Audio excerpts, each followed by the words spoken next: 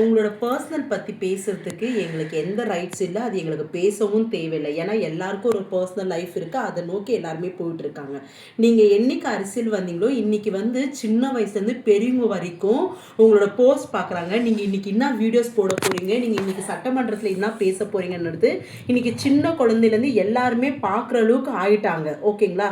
இன்னைக்கு Instagram open பண்ணாலும் சரி, யூடியூப் ஓப்பன் பண்ணாலும் சரி, எந்த சோஷியல் மீடியாஸும் ஓப்பன் பண்ணாலும் சரி, நீங்கள் தான் வரீங்க. எல்லா குழந்தைங்க இன்னைக்கு ஃபோன் யூஸ் பண்றாங்க. இன்னைக்கு அந்த குழந்தைங்களால தான் நீங்க ஜெயிச்சு வந்திருக்கீங்கன்னு சொல்றீங்க.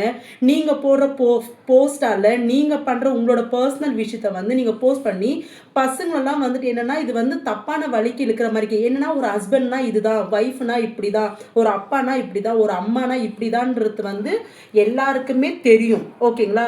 ஓ விஜய் அண்ணா என்ன போஸ்ட் போடுவாரு, நெக்ஸ்ட் யாருக்கிட்ட இருந்து என்ன போஸ்ட் வரும், த்ரிஷா என்ன போஸ்ட் போடுவாங்க.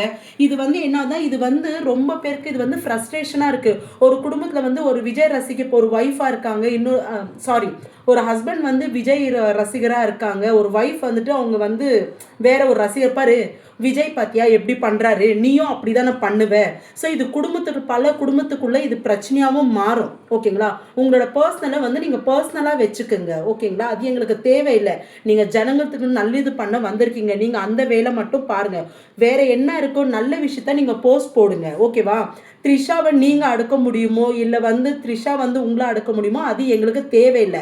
ரெண்டு பேரும் இந்த விஷயத்த கொஞ்சம் அவாய்ட் பண்ணிட்டு ஃபர்ஸ்ட் பொதுமக்களுக்கு என்ன தேவையோ நீங்க அந்த விஷயத்த மட்டும் பாருங்க. தேவையான விஷயத்த மட்டும் போஸ்ட் பண்ணுங்க.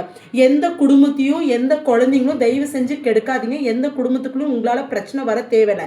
நாளைக்கு இதை வச்சு அடிதடி சண்டையும் வேண்டாம். நல்லது நல்லதாவே இருக்கட்டும். நீங்க என்ன சொன்னீங்க, நல்லதே நினைங்க நல்லதே நடக்கும்னு சொல்றீங்க, அதை வந்து அப்படியே நடத்துங்க. உங்களால எந்த பிரச்சனையும் வேணாம். ஒரு இன்ஸ்டாகிராம் ஓப்பன் பண்ண பீஸ்ஃபுல்லாக இருக்க முடியல, ஃபுல்லும் உங்களோடது தான்.